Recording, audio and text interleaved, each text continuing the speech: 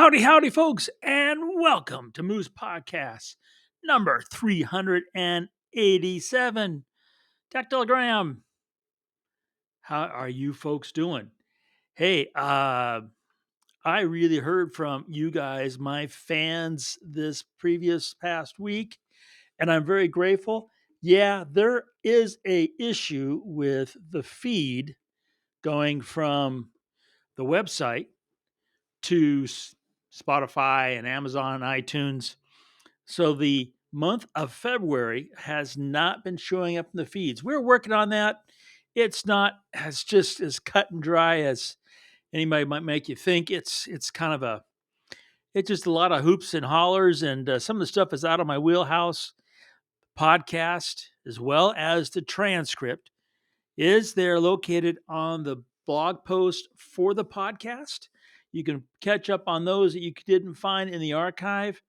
I am working on getting that and hopefully this week have it rectified, the feed.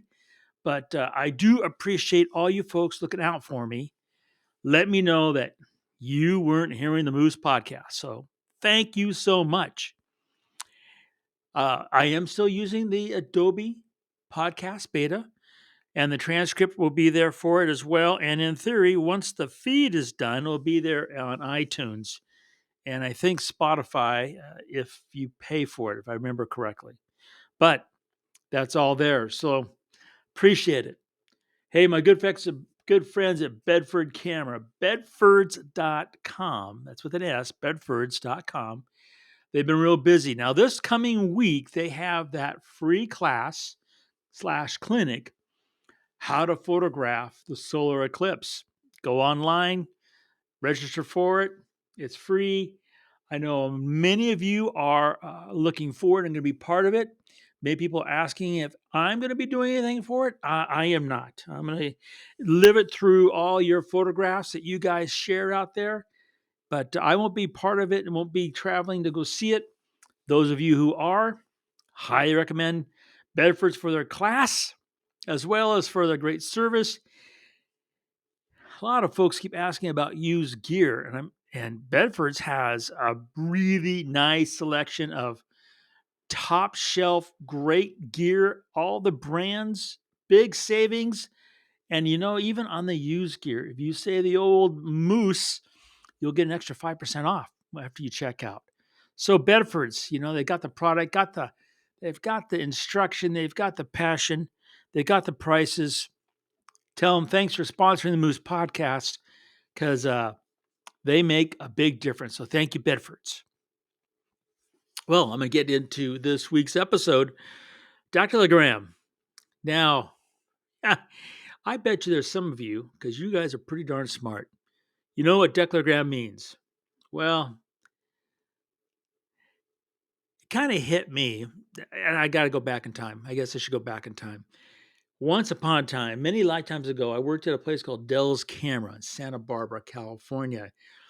And it was hard to believe. It was basically just a Nikon. All I sold was Nikon, especially when I started there.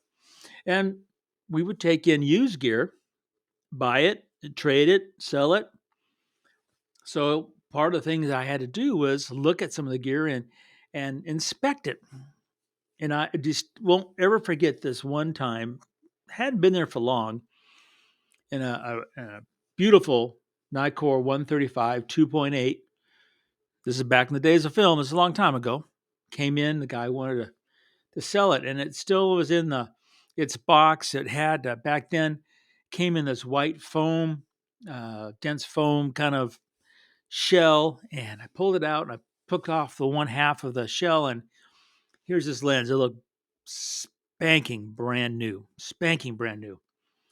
And I know I said something like, "Well, this looks like brand new," and the guy says, "Well, it is." And he said, "Trust me." And as soon as you said that, I was like, "Okay, what am I not seeing?" And took it out and I turned it around, and right there on the shade was a Dactylogram. It was just staring right at me. And what he had done was he had applied some bug repellent. This is back in the days in the 80s. and put bug repellent on, hadn't washed his hands, grabbed that lens, put his index finger on that shade, which instantly left a big fingerprint right there on that shade. And I'm like, ouch. So, Dactylogram, it's the impression taken from your fingerprints. And when it comes to photography, you know, it's kind of an important thing to think about. Let's just talk about that. Stuff like sunblock and uh, bug repellent. Now, some of it, especially with the more powerful DEET, you should be aware of the fact that it will strip the paint, it will strip the numbers right off your camera body and lenses. You can, it is better than acetone. It will just right off. And nothing starts off a day of shooting in any worse manner than to instantly mar your gear finish. And it's kind of important. That's not the kind of fingerprint you want to leave on your photography. So, is that all I want to talk about when it comes to Dactylogram? Nope, nope, nope. How about one that I see continually? And when I point it out, other folks are always like, I didn't see that. I didn't notice that. And that is the fingerprint, or as we would say, also the foot track, folks leave when they finish an image. And I'm always quite amazed, especially in this day and age, how often you look at photographs and you can see that somebody had gone into post production, had done this, that, and the other. And we know that because we can see this, that, or the other. And that's not a good fingerprint to leave on your work. And it's important to understand that often, especially if you're in the business of photography, in leaving that fingerprint, you have done more than just signaled that you have used something to finish that image in some way. It also has implicated the fact that you didn't get it right in the camera. And I'll be the first to admit that that is something that I'm holding on to. And there's some out there, probably more and more, who are not. And of course, that loss of that mark and characteristic of craftsmanship concerns me, especially in the editorial world where more and more of that is just kind of slipping through. I don't know, slipping through the cracks, or it's the, if my competitor's doing it, I got to do it pressure, which still leads us down a dark road. But that impression, whether you get that paycheck or not, that impression that you had to do that. I talked to one editor this past week, and they admitted that, yeah, they know some of the images have been, in some cases, severely photoshopped, but the pressure was they need to fill that page.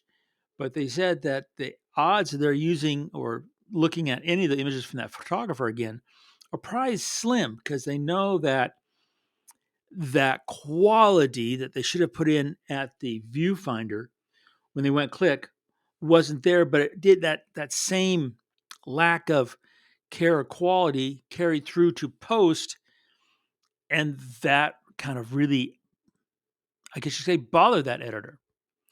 And that's not really the declagram I'm talking about either in today at all. What I want to talk about when it comes to that declagram, and I chose that word rather than saying, impression taken from fingers or fingerprints. The reason why I said I want to use declagram, because I wanted to kind of sink in. I thought maybe if I used a word that wasn't familiar, you might just scratch your head, and that might help sink in this whole concept of leaving that positive impression on your photographs. Now, we always consider and think of fingerprints as, something that's criminal based, because that's how, they catch the bad guys, blah, blah, blah. But, leaving your fingerprints in a good way is something that I think should be encouraged to create, especially photographers. Now, how can you leave positive fingerprints on your work? Well, let's just think about it this way.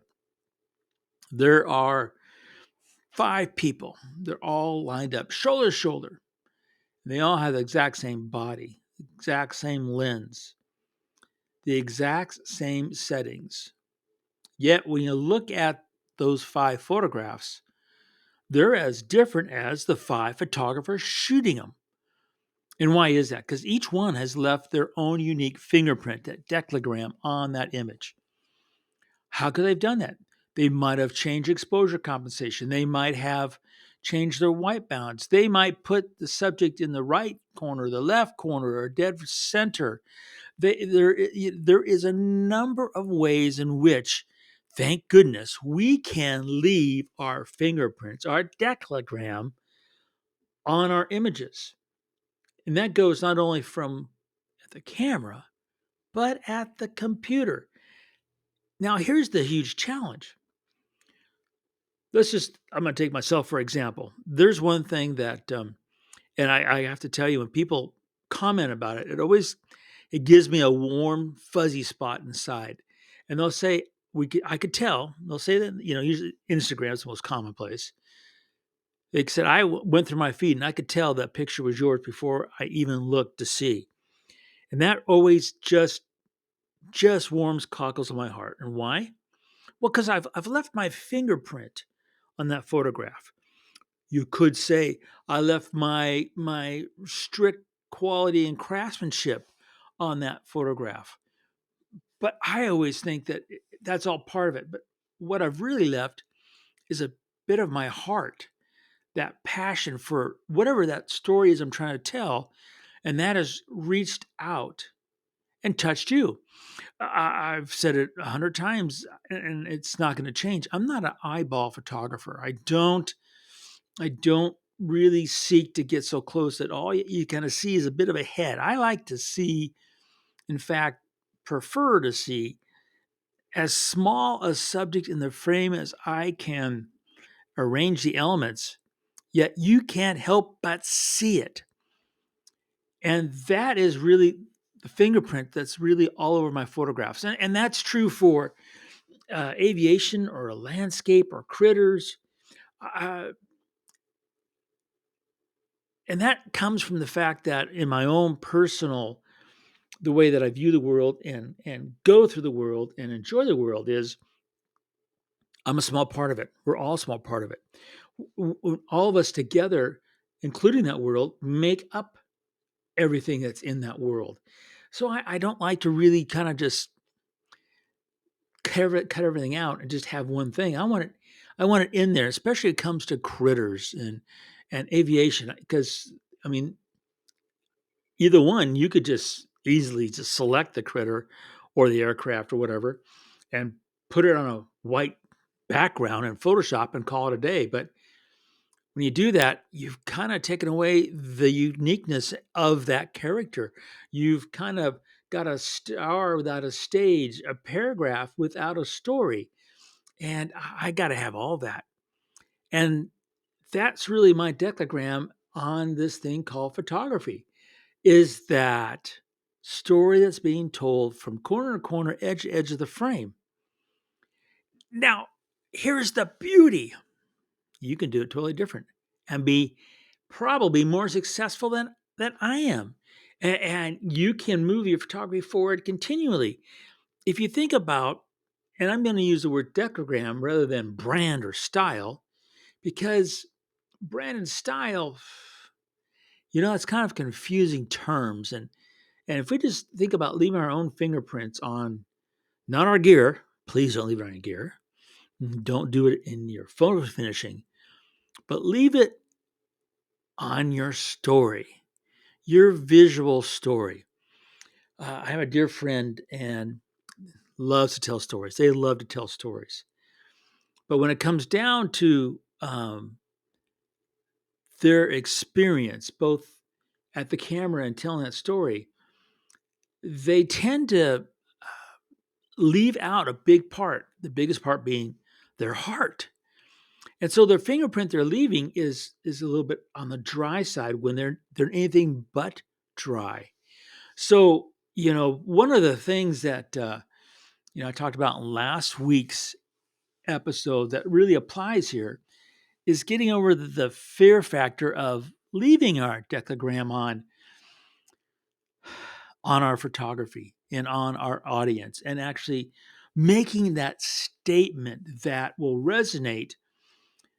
And if it doesn't, being able to deal with that possible fear of failure, that's a big hard part of this whole process of leaving our fingerprint on that photograph.